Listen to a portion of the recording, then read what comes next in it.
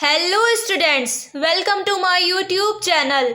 आज की वीडियो में मैं आपको हेल्थ केयर एंड हाइजीन के ऑब्जेक्टिव क्वेश्चंस कराने वाली हूँ। हेल्थ केयर एंड हाइजीन यानी स्वास्थ्य एवं स्वच्छता, और हेल्थ केयर एंड हाइजीन आपका BA BSc BCom first year first semester को करिकुलर टॉपिक है। तो आप किसी भी यूनिवर्सिटी से हो, आपका टॉपिक अगर हेल्थ केयर एंड हाइजीन है तो आप मेरा ये वीडियो देख सकते हैं। और आज की वीडियो में मैं आपको 75 बहुविकल्पी प्रश्न कराऊंगी, यानी 75 multiple choice question objective questions कराने वाली हूँ।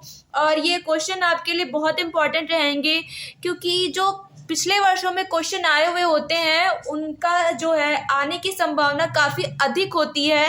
तो मैं वो क्वेश्चन आपको कराने वाली हूँ जो पहले एग्ज़ाम में आए हैं। 75 क्वेश्चन मैंने लिखे हैं, वो क्वेश्चन मैं आपको करवाऊँगी। तो स्टूडेंट्स, अगर आप मेरे चैनल पे नए हो तो प्लीज़ मेरे चैनल को सब्सक्राइब कीजिएगा, ज़्यादा से ज़्यादा मेरी वीडियोस को शेयर कीजिएगा और मेरी वीडियो को लाइक कीजिएगा। और स्टूडेंट, आप लोग फर्स्ट ईयर के स्टूडेंट्स हो तो एक डाउट आपका मैं क्लियर करूँगी। एक तो आपका ये जो टॉपिक को करिकुलर जो आपका एग्ज़ाम रहता है ये आपका 1.5 घंटे का होता है, और 1.5 घंटे के आपके एग्ज़ाम में आपको 100 क्वेश्चन मिलते हैं। 100 objective question, multiple choice question यानी बहुविकल्पी प्रश्न, जिनमें से आपको 75 क्वेश्चन करने होते हैं। ठीक है, तो आप 100 के 100 क्वेश्चन नहीं कीजिएगा। अगर मान लीजिए कोई 100 के 100 क्वेश्चन करता है तो आपके 75 क्वेश्चन जो स्टार्टिंग से होंगे वो काउंट किए जाएंगे, लास्ट के आपके 25 क्वेश्चन नहीं काउंट किए जाएंगे। इसलिए आप लोग जो है 75 क्वेश्चन ही करेंगे, क्योंकि 75 क्वेश्चन ही आपको करने हैं। हर क्वेश्चन का आपको 1 मार्क्स मिलेगा, तो आपके 75 मार्क्स हो जाएंगे। और एक चीज़, एक डाउट और है बच्चों का कि क्या जो करिकुलर एग्ज़ाम होता है ये हमारा, इसके नंबर हमारे जुड़ते हैं या नहीं।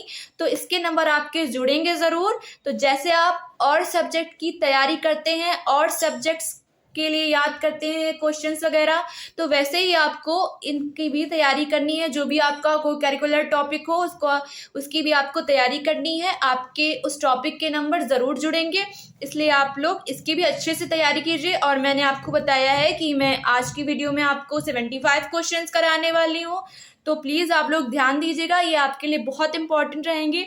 और इसके साथ ही स्टूडेंट्स, अगर आपका topic health care and hygiene ना होकर कोई और हो तो आप मुझे कमेंट करके बोल सकते हैं कि मैम मेरा ये टॉपिक है, आप इस टॉपिक पे वीडियो बना दीजिए और मेरा इस डे में एग्ज़ाम है, मुझे बता दीजिएगा कि कब आपका एग्ज़ाम है, तो मैं उससे पहले आपको वो वीडियो प्रोवाइड करने की पूरी कोशिश करूँगी। और इसके साथ ही अगर आपको किसी और सब्जेक्ट से रिलेटिव कोई भी वीडियो चाहिए, कोई भी सब्जेक्ट्स आपका हो, बी का कोई भी सब्जेक्ट हो उसके आपको वीडियो चाहिए, तो भी आप मुझे कमेंट करके बोल सकते हैं कि मैम मुझे इस सब्जेक्ट के नोट्स चाहिए या मुझे इसके ऑब्जेक्टिव क्वेश्चन चाहिए। तो आप मुझे बोलिएगा, मैं पूरी कोशिश करूँगी आपके लिए वो वीडियोज़ प्रोवाइड करने की। और अगर स्टूडेंट आपको मेरे वीडियो से रिलेटिव कोई डाउट हो तो भी आप मुझे कमेंट करके बोले कि मैम मुझे ऐसा डाउट है, तो मैं वो भी डाउट आपका ज़रूर क्लियर करूँगी। तो चलिए स्टूडेंट्स, देखते हैं आपका ये हेल्थ केयर एंड हाइजीन जो मैंने इसके क्वेश्चन लिखे हैं। मैंने बताया है कि बहुत इंपॉर्टेंट क्वेश्चन मैंने लिखे हैं जो एग्ज़ाम में आए हुए हैं, और मैं हर बार ये आपको बता रही हूँ कि जो पहले क्वेश्चन आए हुए होते हैं एग्ज़ाम में हमसे, मतलब इस साल जैसे आप 2025 में एग्ज़ाम देने वाले हैं, ठीक है, तो जो आपसे पहले 2024, 23, 22, 21, 20 इसमें जो एग्ज़ाम हुए हैं जो बच्चों के, उसमें जो क्वेश्चन आए हुए होते हैं ना, उनकी आने की संभावना, फिर से आने की संभावना ना बहुत अधिक रहती है।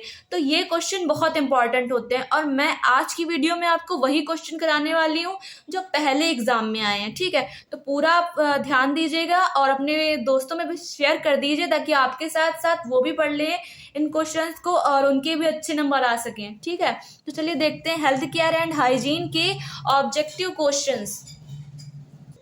तो स्टूडेंट्स, आज का हमारा फर्स्ट क्वेश्चन है, यानी पहला प्रश्न है, सामुदायिक स्वास्थ्य की उन्नति हेतु निम्न में से कौन सा उपाय महत्वपूर्ण है। इसके ऑप्शन है, ऑप्शन 1 अनिवार्य शिक्षा, ऑप्शन 2 प्रौढ़ शिक्षा, ऑप्शन 3 स्वास्थ्य के नियमों का प्रचार, ऑप्शन 4 उक्त सभी। इसका राइट आंसर है आपका क्वेश्चन नंबर फर्स्ट का ऑप्शन 4 उक्त सभी। अगला प्रश्न, प्रश्न नंबर 2, सामुदायिक स्वास्थ्य एक ऐसा व्यवहार है जिसमें निम्न को बढ़ावा दिया जाता है। इसके ऑप्शन है ऑप्शन 1 समाज, ऑप्शन 2 जनता, ऑप्शन 3 समुदायों एवं व्यक्तियों के मिले जुले प्रयास, ऑप्शन 4 उक्त सभी। इसका राइट आंसर है आपका प्रश्न नंबर 2 का ऑप्शन 4 उक्त सभी। अगला प्रश्न देखते हैं स्टूडेंट्स, प्रश्न नंबर 3 यानी क्वेश्चन नंबर 3, मधुमेह में किस दवा को रोगी को दिया जाता है?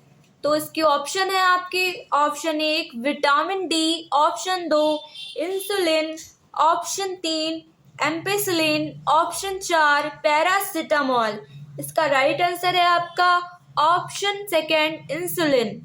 अगला प्रश्न, प्रश्न नंबर 4 यानी क्वेश्चन नंबर 4, रक्त में किस चीज की मात्रा अधिक हो जाने से मधुमेह रोग हो जाता है? इसके ऑप्शन है option 1 glucose, option 2 sodium, option 3 पानी, ऑप्शन 4 पोटेशियम। इसका राइट आंसर है आपका ऑप्शन 1 ग्लूकोज। अगला प्रश्न, प्रश्न नंबर 5 क्वेश्चन नंबर 5, मधुमेह रोग है। इसके ऑप्शन है ऑप्शन 1 वंशानुक्रम, ऑप्शन 2 क्षय, ऑप्शन 3 संक्रामक, ऑप्शन 4 असंक्रामक। इसका राइट आंसर है ऑप्शन 1 वंशानुक्रम। मधुमेह जो रोग होता है वो वंशानुक्रम होता है। अगला प्रश्न देखते हैं, प्रश्न नंबर 6 यानी क्वेश्चन नंबर 6, मधुमेह किससे संबंधित होता है? इसकी ऑप्शन है ऑप्शन 1 विटामिन्स, ऑप्शन 2 खाद्य पदार्थों, ऑप्शन 3 चयापचय, ऑप्शन 4 रक्त।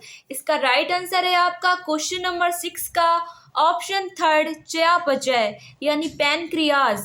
अगला प्रश्न, प्रश्न नंबर 7, स्त्रियों में मधुमेह होने की संभावना किस अवस्था में होती है? इसके ऑप्शन है ऑप्शन 1 बाल्यावस्था, ऑप्शन 2 युवावस्था, ऑप्शन 3 गर्भावस्था, ऑप्शन 4 प्रौढ़ावस्था। इसका राइट आंसर है आपका क्वेश्चन नंबर 7 का ऑप्शन 3 गर्भावस्था। अगला प्रश्न, प्रश्न नंबर 8, मधुमेह किसमें खराबी के कारण होता है?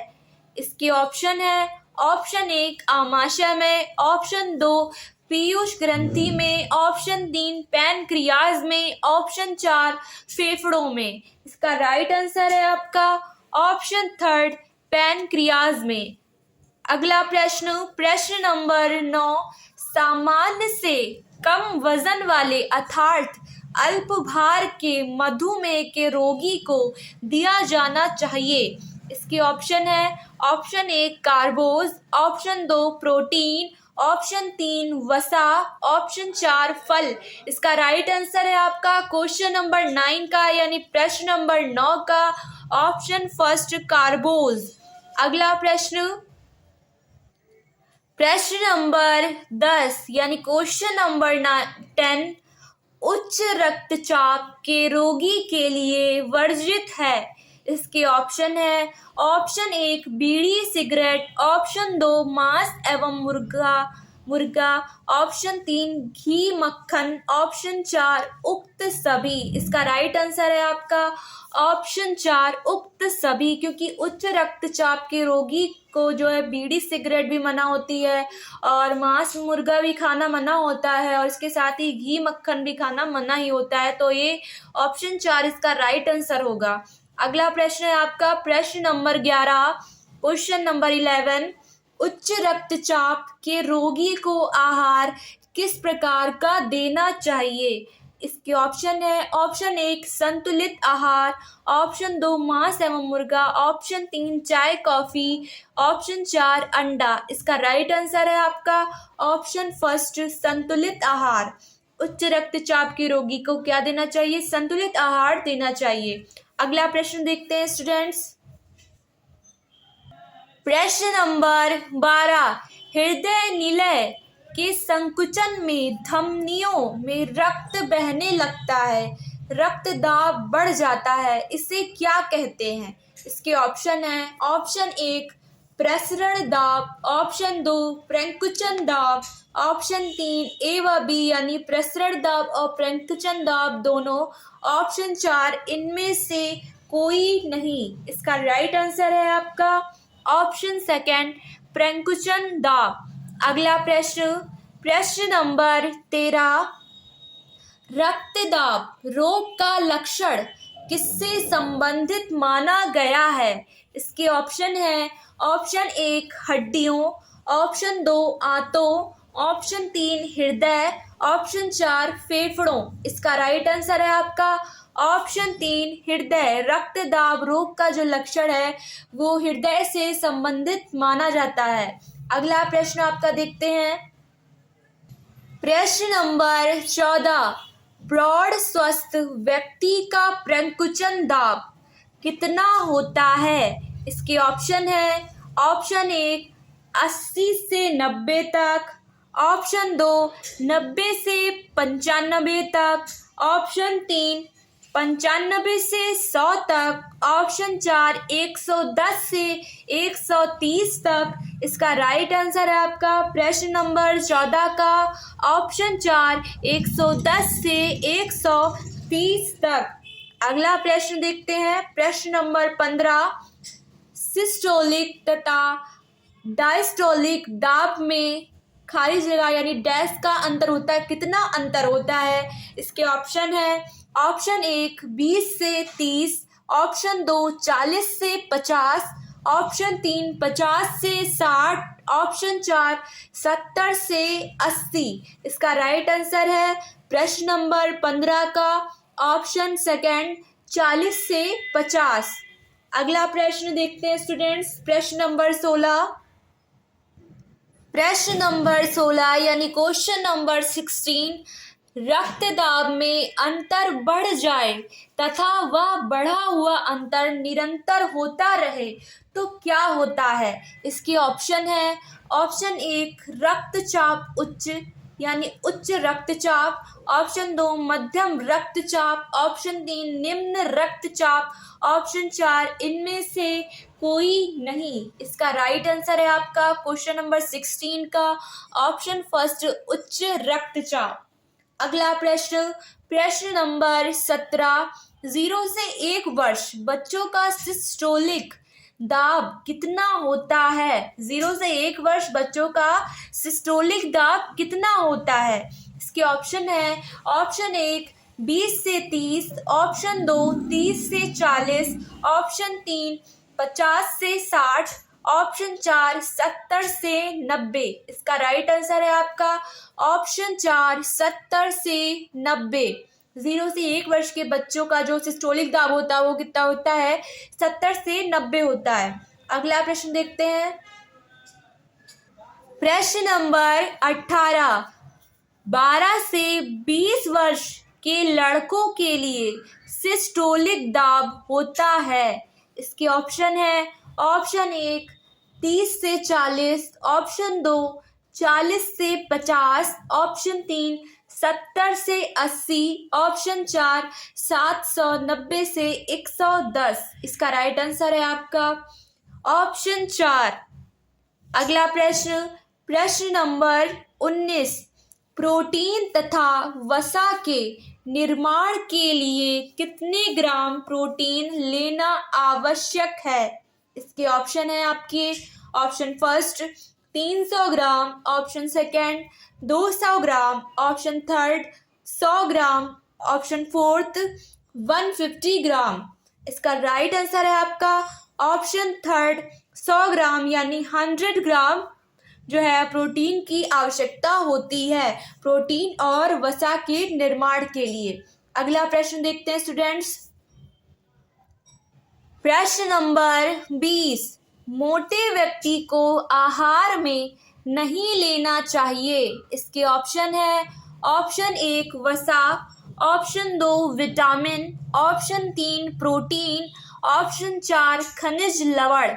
इसका राइट आंसर है आपका क्वेश्चन नंबर 20 का वसा, जो कि फैट बढ़ाता है। फैट यानी वसा जो आपका मोटापा बढ़ाएगा, इसलिए मोटे व्यक्ति को जो है वसा नहीं लेनी चाहिए। अगला प्रश्न है आपका प्रश्न नंबर 21।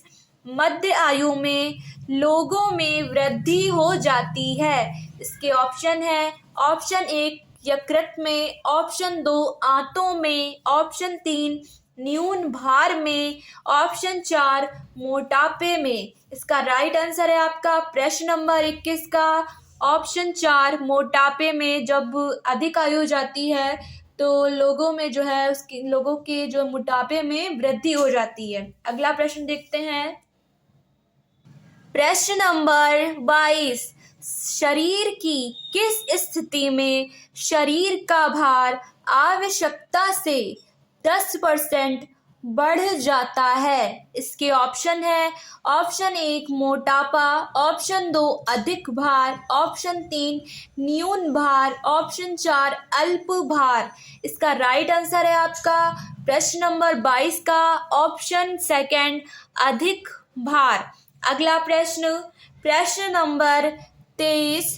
किस स्थिति में शरीर का भार आवश्यकता से 20% बढ़ जाता है।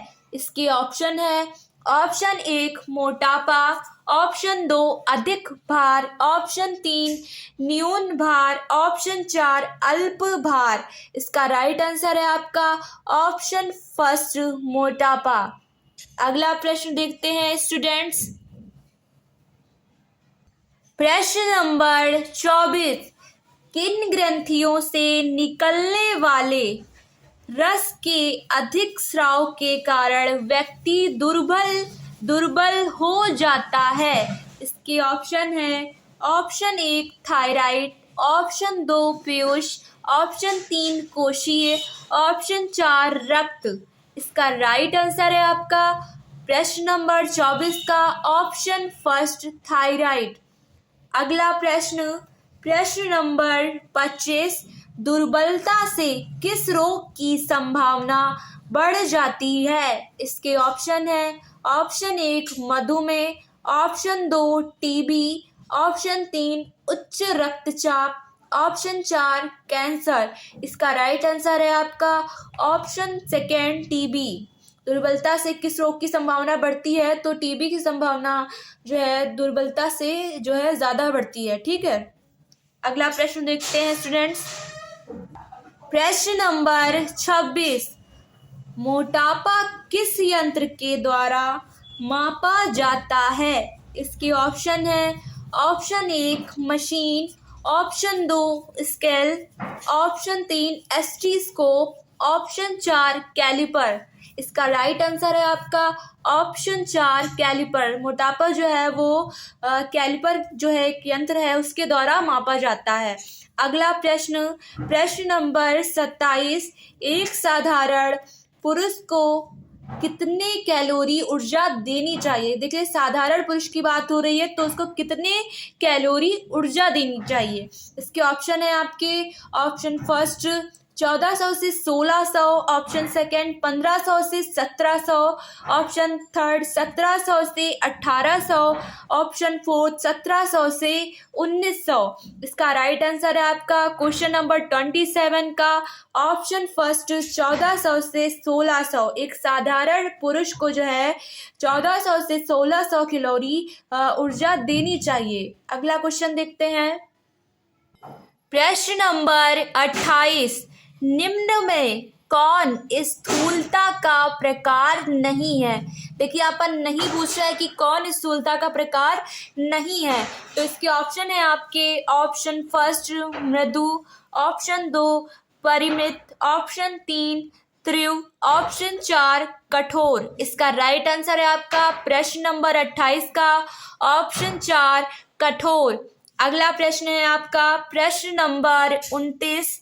शरीर वसा का मापक है। इसके ऑप्शन है ऑप्शन एक त्वचा वलन calliper, option 2 sphygmometer, option 3 seismograph, option 4 hygrometer. इसका राइट आंसर है आपका ऑप्शन फर्स्ट त्वचा वलन कैलिपर। अगला प्रश्न देखते हैं।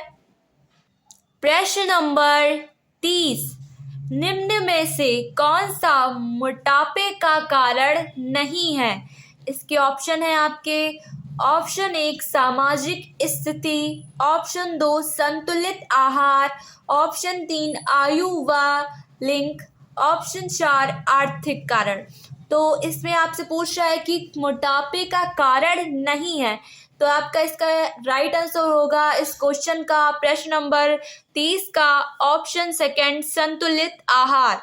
अगला प्रश्न है प्रश्न नंबर 31, निम्न में से कौन सा मोटापे का कारण है? इसके ऑप्शन है आपके ऑप्शन फर्स्ट कम शारीरिक परिश्रम, ऑप्शन 2 आनुवंशिकता, ऑप्शन 3 भोजन संबंधी अनुचित आदतें, ऑप्शन 4 उक्त सभी। इसका राइट आंसर आपका होगा ऑप्शन 4 उक्त सभी, क्योंकि ये तीनों ही ऑप्शन जो है आपके मोटापे के ही कारण है। अगला प्रश्न देखते हैं। प्रश्न नंबर 32, अतिसार में किन तत्वों की कमी हो जाती है? इसके ऑप्शन है ऑप्शन 1 लवणों की, ऑप्शन 2 विटामिन की, ऑप्शन 3 पोषक तत्वों की, ऑप्शन 4 कार्बोज की। इसका राइट आंसर है आपका ऑप्शन थर्ड पोषक तत्वों की। अगला प्रश्न नंबर 33, अतिसार कितने प्रकार का होता है? इसके ऑप्शन है ऑप्शन 1 2, ऑप्शन 2 4, ऑप्शन 3 ऑप्शन 4 5। इसका राइट आंसर है आपका ऑप्शन 1 2। अगला प्रश्न नंबर 34, अतिसार का प्रमुख कारण है। इसके ऑप्शन है ऑप्शन 1 भोज्य पदार्थ से एलर्जी, ऑप्शन 2 अधिक भोजन, ऑप्शन 3 कब्ज, ऑप्शन 4 अत्यधिक पानी पीने से। इसका राइट आंसर है आपका प्रश्न नंबर 34 का ऑप्शन फर्स्ट भोज्य पदार्थ से एलर्जी। अगला प्रश्न है प्रश्न नंबर 35, व्यक्ति को दिन में कितनी बार मल त्यागने जाना चाहिए? इसके ऑप्शन है ऑप्शन 1 2 बार, ऑप्शन 2 1 बार, ऑप्शन 3 बार, ऑप्शन 4 बार। इसका राइट आंसर है आपका ऑप्शन 1 2 बार। अगला प्रश्न नंबर 36, कब्ज का शाब्दिक अर्थ है। इसके ऑप्शन है ऑप्शन 1 एक साथ दबना, ऑप्शन 2 दर्द करना, ऑप्शन 3 मूर्छा आना, ऑप्शन 4 बीमार होना। इसका राइट आंसर है आपका ऑप्शन 1 एक साथ दबना। अगला प्रश्न है प्रश्न नंबर 37, निम्न में से कौन कब्ज का लक्षण नहीं है? इसके ऑप्शन है ऑप्शन 1 जीभ पर सफेद पदार्थ का जमना, ऑप्शन 2 सांस में परेशानी, ऑप्शन 3 मानसिक परेशानी, ऑप्शन 4 हृदय धड़कन का धीमी होना। इसका राइट आंसर है आपका प्रश्न नंबर 37 का ऑप्शन 4 हृदय धड़कन का धीमी होना, क्योंकि यहाँ कब्ज का लक्षण नहीं है ये पूछ रहा है ना, तो ऑप्शन 4 जो है वो आपका राइट आंसर होगा प्रश्न नंबर 37 का। अगला प्रश्न देखते हैं। प्रश्न नंबर 38, कब्ज के लक्षण हैं। इसके ऑप्शन है ऑप्शन 1 पेट व पीठ में दर्द, ऑप्शन 2 सिर में दर्द, ऑप्शन 3 ज्वर, ऑप्शन 4 उक्त सभी। इसका राइट आंसर होगा ऑप्शन 4 उक्त सभी, क्योंकि कब्ज के ये तीनों ही लक्षण हैं, पेट व पीठ में दर्द, सिर में दर्द और ज्वर यानी बुखार, ये तीनों ही कब्ज के लक्षण हैं। अगला प्रश्न है प्रश्न नंबर 39, टाइफाइड फैलाने वाले बैक्टीरिया का नाम क्या है? टाइफाइड फैलाने वाले बैक्टीरिया का क्या नाम है? इसके ऑप्शन है, option 1 parasitic protozoa, option 2 Salmonella toffee, option 3 protozoa, option 4 इनमें से कोई नहीं। इसका राइट आंसर है आपका प्रश्न नंबर 39 यानी क्वेश्चन नंबर 39 का ऑप्शन सेकेंड सल्मोनेला टॉफी जो है वो टाइफाइड फैलाने वाला बैक्टीरिया है। अगला प्रश्न, प्रश्न नंबर 40, टाइफाइड किससे फैलता है? इसके ऑप्शन है, option 1 bacteria, option 2 virus, option 3 protozoa, option 4 वायु। इसका राइट आंसर है आपका ऑप्शन फर्स्ट बैक्टीरिया। और अभी मैंने क्वेश्चन नंबर 39 में आपको बताया था कि वो बैक्टीरिया क्या है, क्या नाम है उस बैक्टीरिया का, तो सल्मोनेला टॉफी एक बैक्टीरिया है जिससे टाइफाइड फैलता है। ठीक है, अगला प्रश्न है आपका प्रश्न नंबर 31, टाइफाइड के फैलने का वाहक कौन होता है? इसके ऑप्शन है आपके, ऑप्शन फर्स्ट भोजन तथा पानी, ऑप्शन 2 वायु, ऑप्शन 3 शारीरिक स्पर्श, ऑप्शन 4 वायु तथा पानी। इसका राइट आंसर है आपका प्रश्न नंबर 31 का ऑप्शन फर्स्ट भोजन तथा पानी। टाइफाइड जो फैलता है वो भोजन तथा पानी की वजह से फैलता है। ठीक है, अगला प्रश्न, प्रश्न नंबर 42 यानी क्वेश्चन नंबर 42, टाइफाइड मोतीजरा यानी टाइफाइड को जो है मोतीजरा भी बोलते हैं, मियादी बुखार बोलते हैं ना इसको टाइफाइड को। तो किस तंत्र को प्रभावित करता है टाइफाइड? इसके ऑप्शन है आपके, नंबर 1 पाचन तंत्र, नंबर 2 श्वसन तंत्र, नंबर 3 तंत्रिका तंत्र, नंबर 4 उक्त सभी। तो टाइफाइड जो होता है, मियादी बुखार, मोतीजरा, ये जो है आपकी पाचन तंत्र को प्रभावित करता है। यानी ऑप्शन जो फर्स्ट है आपका, ये आपका राइट आंसर है क्वेश्चन नंबर 42 का। अगला प्रश्न है आपका प्रश्न नंबर 43, ज्वर समय की अवधि की दृष्टि से कितने प्रकार का हो सकता है? इसके ऑप्शन है, ऑप्शन 1 2, ऑप्शन 2 3, ऑप्शन 3 4, ऑप्शन 4 5। इसका राइट आंसर है आपका ऑप्शन 1 2। ज्वर जो है वो समय की अवधि से कितने प्रकार का हो सकता है? तो ज्वर यानी बुखार 2 प्रकार का हो सकता है। ठीक है, अगला प्रश्न देखते हैं, प्रश्न नंबर 44 यानी क्वेश्चन नंबर 44, निम्नलिखित में से कौन सी संस्था माता एवं शिशु की रक्षा का कार्य करती है? इसके ऑप्शन है, option 1 all India radio, option 2 Bharat सेवा संघ, ऑप्शन 3 यूनिसेफ, ऑप्शन 4 सामुदायिक विकास केंद्र। इसका राइट आंसर है आपका प्रश्न नंबर 44 का ऑप्शन थर्ड यूनिसेफ। यूनिसेफ जो है वो माता एवं शिशु की रक्षा के लिए कार्य करती है संस्था। यूनिसेफ जो संस्था है वो माता एवं शिशु की रक्षा के लिए कार्य करती है।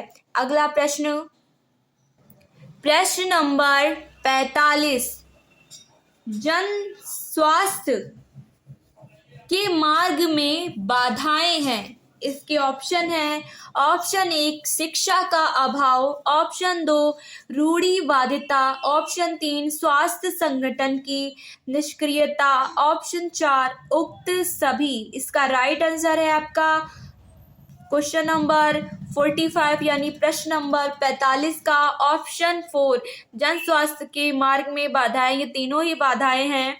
अगला प्रश्न है आपका प्रश्न नंबर 46, विश्व स्वास्थ्य संगठन का मुख्य कार्यालय कहाँ स्थित है? इसके ऑप्शन है आपके, option first Geneva, option 2 London, option 3 America, option 4 New York. इसका राइट आंसर है आपका प्रश्न नंबर 46 का ऑप्शन फर्स्ट जिनेवा। विश्व स्वास्थ्य संगठन का मुख्यालय कहाँ है? तो जिनेवा में है विश्व स्वास्थ्य संगठन का मुख्यालय, जो मुख्य कार्यालय। ठीक है, अगला प्रश्न देखते हैं, प्रश्न नंबर 47, यूनिसेफ का मुख्य कार्यालय कहाँ है? तो इसके ऑप्शन है आपके प्रश्न नंबर 47 के। Number 1 Tokyo, number 2 London, number 3 America, number 4 New York. इसका राइट आंसर है आपका प्रश्न नंबर 47 का ऑप्शन 4 न्यूयॉर्क में जो है यूनिसेफ का मुख्य कार्यालय स्थित है। अगला प्रश्न है आपका प्रश्न नंबर 48। विश्व स्वास्थ्य संगठन का भारत में मुख्यालय कहाँ स्थित है?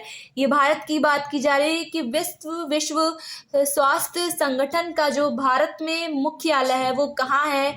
इसके ऑप्शन है आपके ऑप्शन फर्स्ट चेन्नई, ऑप्शन 2 नई दिल्ली, ऑप्शन 3 लखनऊ, ऑप्शन 4 मुंबई। इसका राइट आंसर है आपका ऑप्शन 2 नई दिल्ली। विश्व स्वास्थ्य संगठन का भारत में मुख्यालय नई दिल्ली में स्थित है। कहाँ है? नई दिल्ली में विश्व स्वास्थ्य संगठन का मुख्यालय है। ठीक है। प्रश्न नंबर 49। नगर निगम के स्वास्थ्य विभाग का कार्य है। इसके ऑप्शन है ऑप्शन 1 चुंगी वसूलना, ऑप्शन 2 विद्यालयों की स्थापना, ऑप्शन 3 संक्रामक रोग फैलने पर टीके लगवाना, ऑप्शन 4 उक्त सभी। इसका राइट आंसर है आपका ऑप्शन 3 संक्रामक रोग फैलने पर टीके लगवाना। अगला प्रश्न प्रश्न नंबर 50 यानी क्वेश्चन नंबर 50। स्वास्थ्य शिक्षा के सरकारी संगठन है। इसके ऑप्शन है ऑप्शन 1 केंद्रीय स्वास्थ्य मंत्रालय, ऑप्शन 2 राज्य स्वास्थ्य विभाग, ऑप्शन 3 स्थानीय निकाय, ऑप्शन 4 उक्त सभी। इसका राइट आंसर है आपका प्रश्न नंबर 50 का ऑप्शन 4 उक्त सभी। स्वास्थ्य शिक्षा सरकारी संगठन के ये तीनों, ये सरकारी जो स्वास्थ्य शिक्षा के सरकारी संगठन है वो तीनों ही हैं, यानी ऑप्शन फर्स्ट, सेकंड और थर्ड ये तीनों ही स्वास्थ्य शिक्षा के सरकारी संगठन है। अगला प्रश्न देखते हैं। प्रश्न नंबर 51। निम्नलिखित में से कौन बाल शिशु की रक्षा के लिए कार्य करता है? इसके ऑप्शन है option 1 UNICEF, option 2 Bharat India radio, option 3 Indian airlines, option 4 Bharat petroleum. इसका राइट आंसर है आपका प्रश्न नंबर 51 का ऑप्शन फर्स्ट यूनिसेफ, क्योंकि यूनिसेफ जो है वो माता एवं शिशु दोनों की ही रक्षा के लिए कार्य करती है। एक ऐसी संस्था है जो माता एवं शिशु दोनों की रक्षा के लिए कार्य करती है। अगला प्रश्न देखते हैं। प्रश्न नंबर 52 यानी क्वेश्चन नंबर 52। स्वास्थ्य संबंधी कार्यक्रम को विद्यालय में सर्वप्रथम कहाँ अपनाया गया था? यानी कहाँ अपनाया गया या कहाँ अपनाया गया था? तो पहले की बात है, पास्ट की बात है। तो यहाँ पे आपके ऑप्शन है option 1 Greece, option 2 France, option 3 Bharat, option 4 Japan. इसका राइट आंसर है आपका क्वेश्चन नंबर 52 का ऑप्शन सेकंड फ्रांस। अगला प्रश्न है प्रश्न नंबर 53। भारतीय रेड क्रॉस सोसाइटी की स्थापना कब हुई? इसमें पूछ रहा है कि भारतीय रेड क्रॉस सोसाइटी की स्थापना कब हुई थी? तो इसके ऑप्शन है ऑप्शन 1 सन 1921, ऑप्शन 2 सन 1940, ऑप्शन 3 सन 1931, ऑप्शन 4 सन 1920। इसका राइट आंसर है आपका प्रश्न नंबर 53 का ऑप्शन 4 सन 1920 में भारतीय रेड क्रॉस सोसाइटी की स्थापना हुई थी। ठीक है। अगला प्रश्न देखते हैं। प्रश्न नंबर 54 यानी क्वेश्चन नंबर 54। भारतीय क्षय रोग संघ की स्थापना की गई। कब की गई भारतीय क्षय रोग संघ की स्थापना? इसके ऑप्शन है आपके ऑप्शन 1 सन 1949, ऑप्शन 2 सन 1959, ऑप्शन 3 सन 1939, ऑप्शन 4 सन 1953। इसका राइट आंसर है आपका प्रश्न नंबर 54 का ऑप्शन 3 सन 1939। अगला प्रश्न है प्रश्न नंबर 55। विशिष्ट पोषण कार्यक्रम की अभूतपूर्व प्राप्ति किस सन में हुई? इसके ऑप्शन है ऑप्शन 1 सन 1971 से 1972, ऑप्शन 2 सन 1970 से 1971, ऑप्शन 3 सन 2003 से सन 2004, ऑप्शन 4 सन 1991 से सन 1992।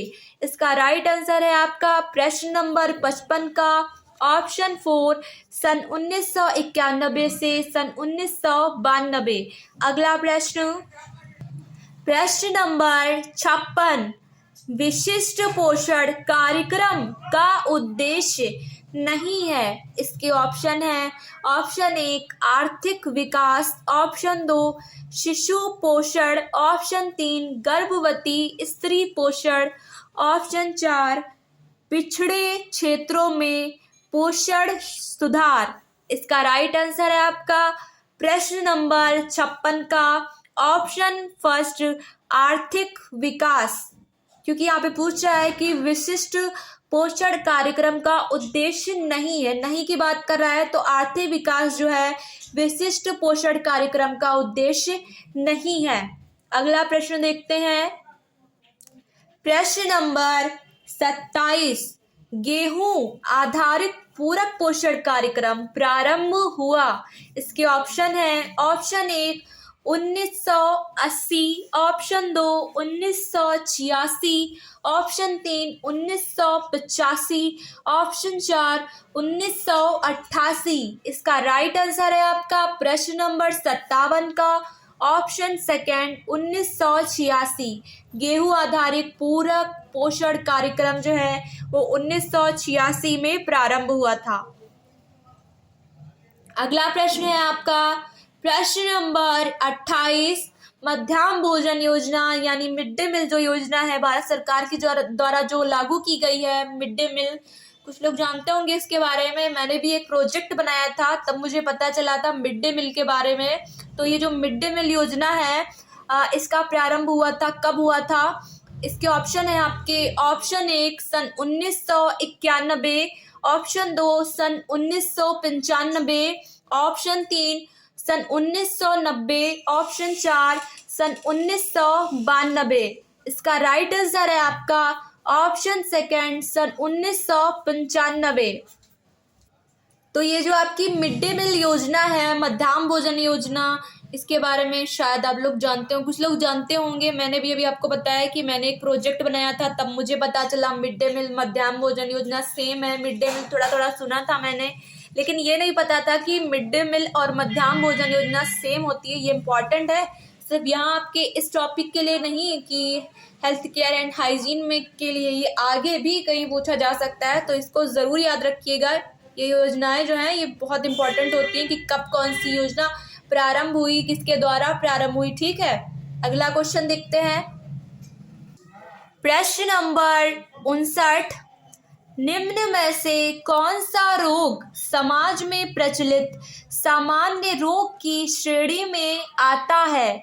इसके ऑप्शन है आपके ऑप्शन 1 सिर दर्द, ऑप्शन 2 जुखाम, ऑप्शन 3 दमा, ऑप्शन 4 उक्त सभी। तो ये आपके जो 3 ऑप्शन हैं, सिर दर्द, जुखाम और दमा, ये तीनों ही आपके जो है सामान्य रोग की श्रेणी में आते हैं, इसलिए आपका ऑप्शन जो 4 है उक्त सभी, इसका राइट आंसर होगा। अगला क्वेश्चन है क्वेश्चन नंबर 60 यानी प्रश्न नंबर 60।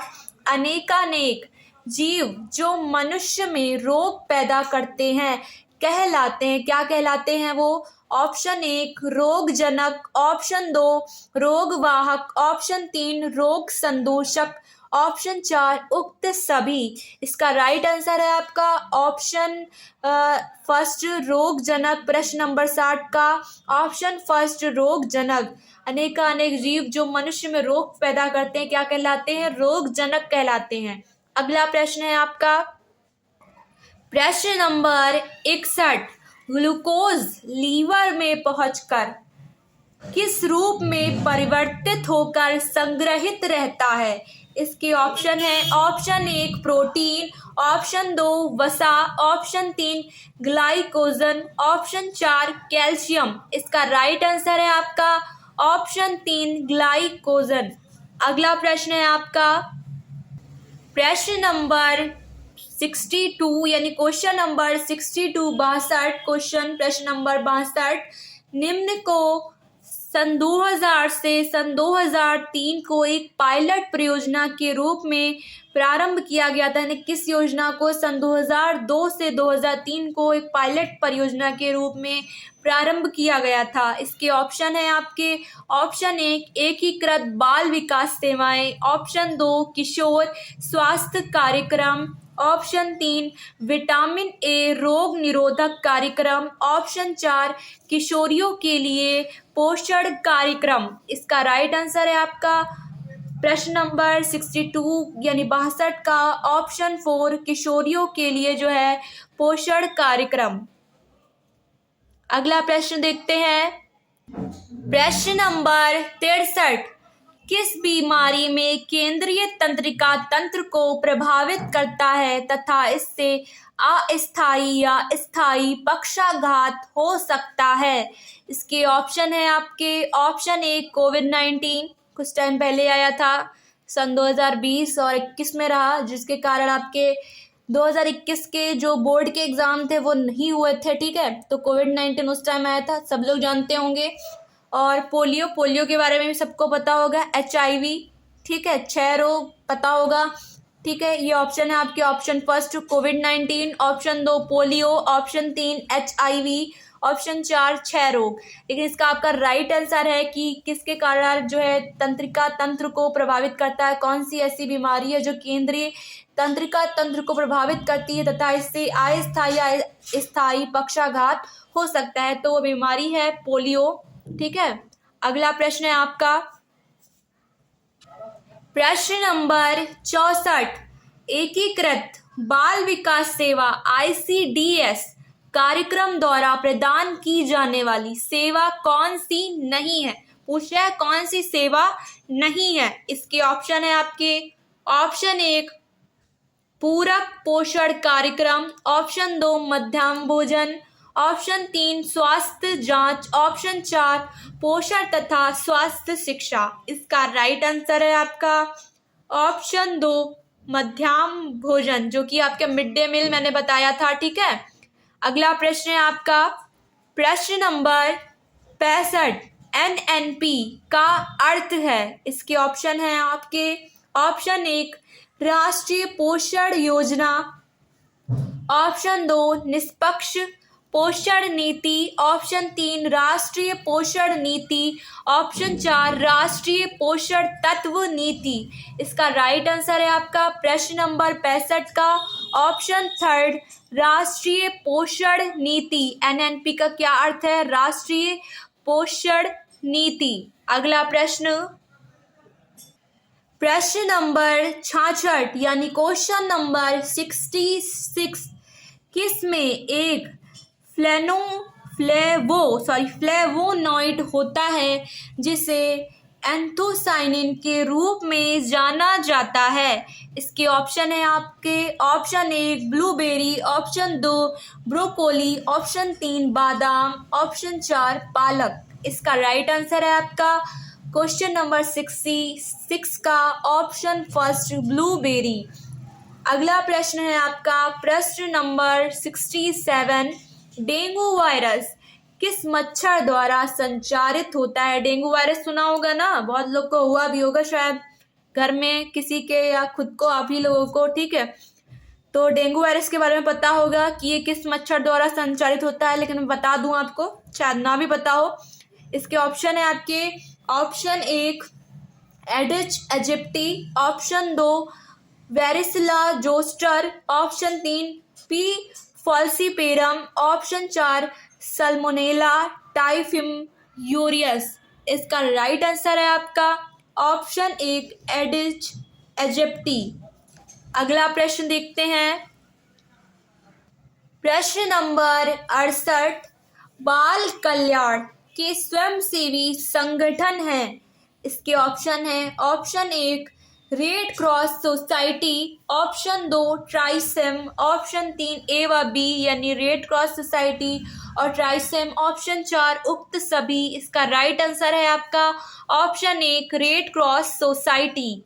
अगला प्रश्न है प्रश्न नंबर 39, यूनिसेफ की स्थापना हुई थी। इसके ऑप्शन है ऑप्शन 1 1947, ऑप्शन 2 1945, ऑप्शन 3 1946, ऑप्शन 4 1949। इसका राइट आंसर है आपका ऑप्शन 3 1946। अगला प्रश्न देखते हैं। प्रश्न नंबर 70, निम्न में से किस आयु में लोगों के यकृत में वृद्धि होती है।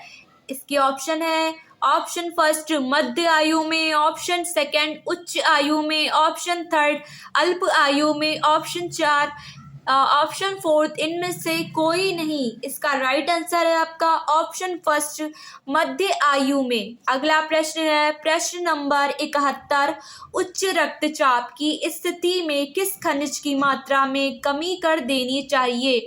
इसके ऑप्शन है option 1 calcium, option 2 sodium, option 3 phosphorus, option 4 zinc. इसका राइट आंसर है आपका ऑप्शन सेकंड सोडियम। अगला प्रश्न नंबर 72, निम्न में से कौन सा अतिसार का कारण हो सकता है। इसके ऑप्शन है ऑप्शन 1 पाचन तंत्र का विकार, ऑप्शन 2 मनोवैज्ञानिक कारण, ऑप्शन 3 खाने की अनुचित आदतें, ऑप्शन 4 उक्त सभी। इसका राइट आंसर है ऑप्शन 4 उक्त सभी।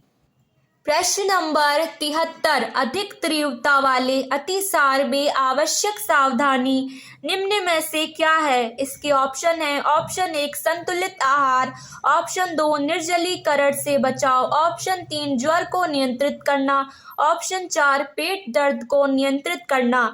इसका राइट आंसर है आपका ऑप्शन सेकंड निर्जलीकरण से बचाव। अगला प्रश्न नंबर 74, क्वेश्चन नंबर 74, लंबी अवधि के अतिसार से क्या आशय है। इसके ऑप्शन है ऑप्शन 1 इस प्रकार का अतिसार कम तीव्रता वाला होता है, ऑप्शन 2 इस प्रकार का अतिसार उपचार करने के बाद भी 2 सप्ताह से ज़्यादा समय तक चल सकता है, ऑप्शन 3 ए व बी, ऑप्शन 4 इनमें से कोई नहीं। इसका राइट आंसर है ऑप्शन सेकेंड। अगला प्रश्न आज का हमारा अंतिम प्रश्न नंबर 75, निम्न में से ऑक्सीकरण रोधी का एक समृद्ध स्रोत होने के लिए प्रसिद्ध है तथा इसे दैनिक आधार पर पीने से शरीर में विषाक्त पदार्थ निकल जाते हैं। इसके ऑप्शन है ऑप्शन 1 हल्दी, ऑप्शन 2 शहद, ऑप्शन 3 ग्रीन टी, ऑप्शन 4